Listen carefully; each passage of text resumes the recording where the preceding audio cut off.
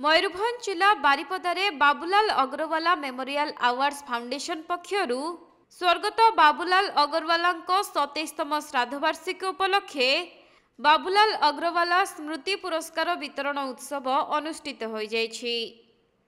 एही अवसर में राज्यसभा सांसद ममता महांत मुख्य अतिथि भाव जोगदेवा सहित अनेक मान्यगण्य अतिथि प्रमुख उपस्थित रहिथिले।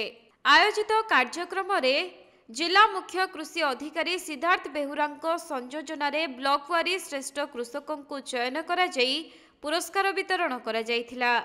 एथिसहित विभिन्न क्षेत्रर कृति संपन्न 5 जन विशिष्ट प्रतिभाधारी को स्वतंत्र भावे मानपत्र सह संबर्धित करा जाइछि। आम Babulal Agrawala foundation memorial foundation तरफ प्रत्येक वर्ष श्राद्धवार्षिक उपलक्षे कृषक पुरस्कार दिखाई। ए वर्ष 27तम वार्षिक कृषक पुरस्कार दि जाइए और प्रत्येक ब्लॉक रु चयन कर दि जाए जोटा सरकारी स्तर में से चयन कर दिखती। आम व्यक्तिगत चयन करूँ सरकारी स्तर में मार्क बेसिस सिलेक्शन कर जो चाषी मान तालिका दिखती से 26 जन चाषी को आम संबर्धित कर रखी। 26 ब्लॉक 26 जन संबोधित हेले एसर प्रथम करी फाउंडेशन कमिटी तरफ 5 जन प्रतिभावान व्यक्ति को संबोधित करागला।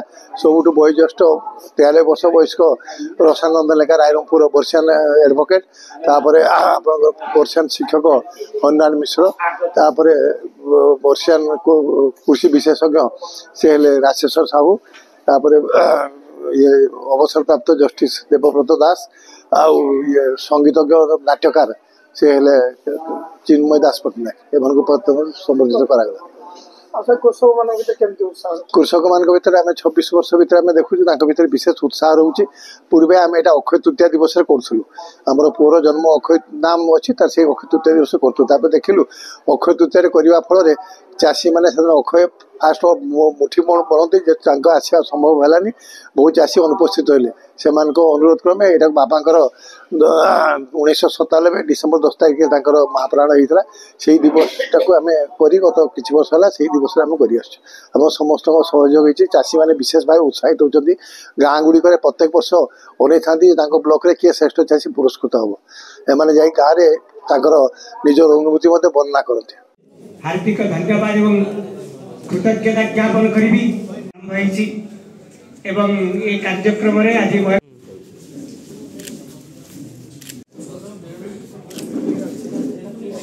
सभापति और बारिपदा क्लब संपादक रूपे कार्य संपादन करथिले।